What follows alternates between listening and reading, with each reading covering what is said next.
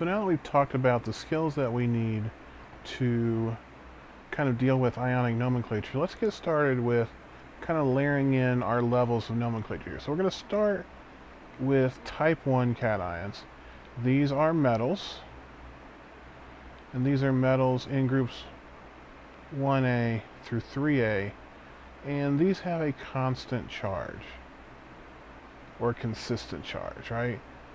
They always have the same charge. Now, we're also going to deal with monatomic anions. So these are nonmetals, and these are going to be in groups 5A through 7A.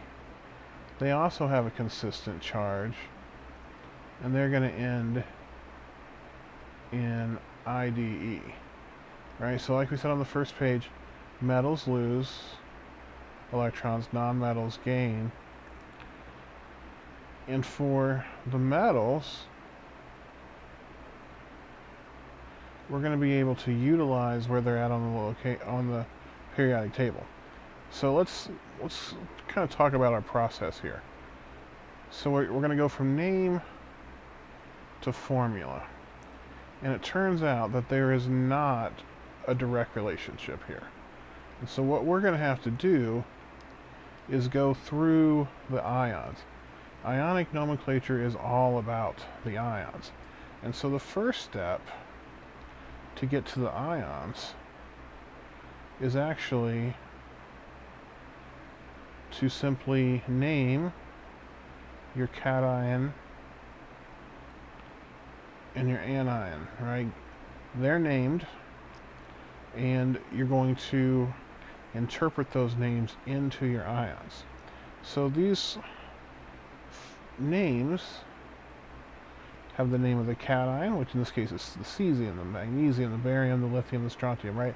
They're metals, and they are in a particular group. And so we talked about this last week, that for metals, their charge is equal to the group number for our main group metals. And so cesium's in group 1A, there's magnesium in group 2A, there's barium in group 2A, there's lithium in group 1A, and there's strontium in group 2A.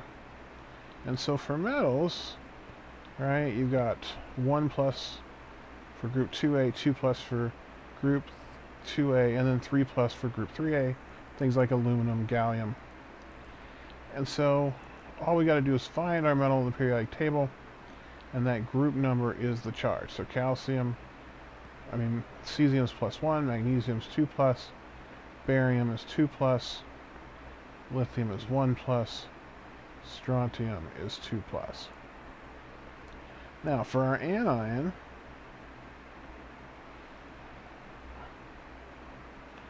remember that for nonmetals, their group number -8 is equal to their charge.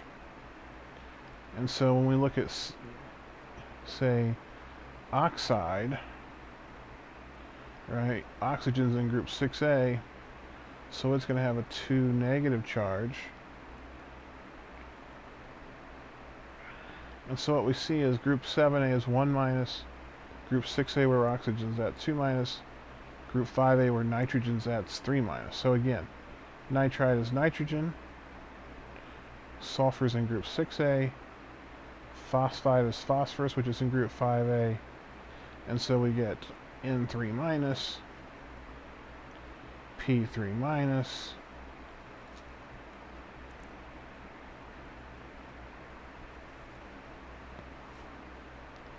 S2 minus, P3 minus, again based on their location in the periodic table. Let's talk about hydrogen real quick in group 1A. Hydrogen would like to look like helium with 2 electrons. So to look like helium, it's going to become H minus, and that's called hydride ion. If it's 1 plus, that's hydrogen ion. So hydride here is H minus.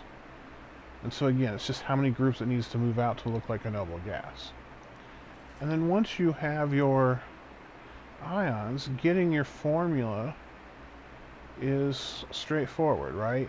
To go to the formula, we just cross our charges.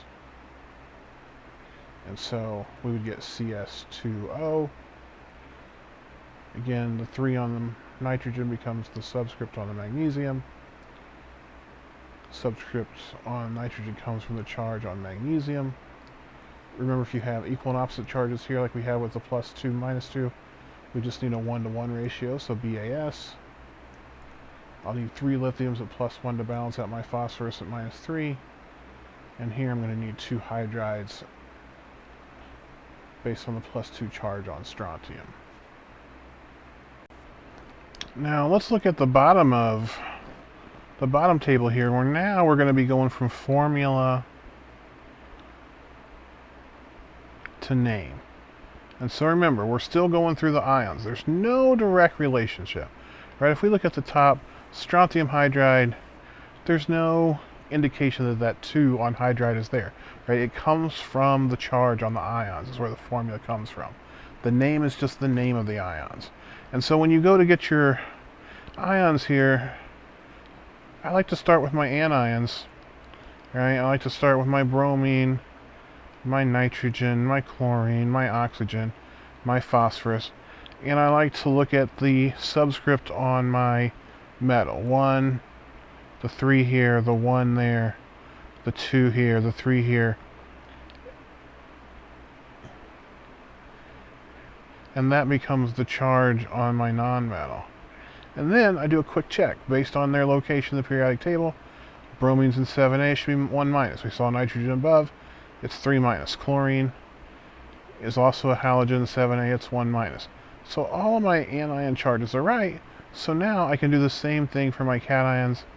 I don't have to worry about anything kind of being reduced or any 1-to-1 ratios to worry about. And so I just look at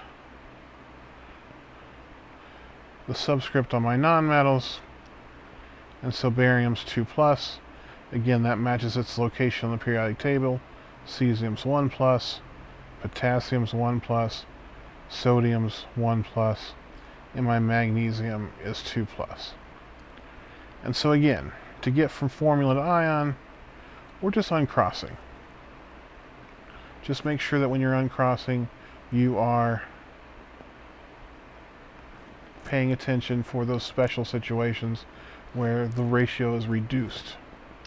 Now, here, to go from ions to name, all we got to do is name the cation and then name the anion. And so when it comes to the cation name, it's simply the element name for type 1 cations. And so we just have barium, cesium, potassium, sodium, and magnesium.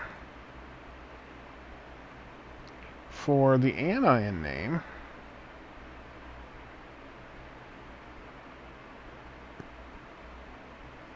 we have the element stem plus IDE, right? So bromine becomes bromide as an ion, nitrogen becomes nitride as an ion, chlorine becomes chloride, O2- is always oxide, and P3- is always phosphide. So again, no indication in the name what the charge is. The charge is based on the location in the periodic table, and we utilize the octet rule to figure that out. Alright, so let's move on to the next page where we're going to add in probably the most complex part of ionic nomenclature.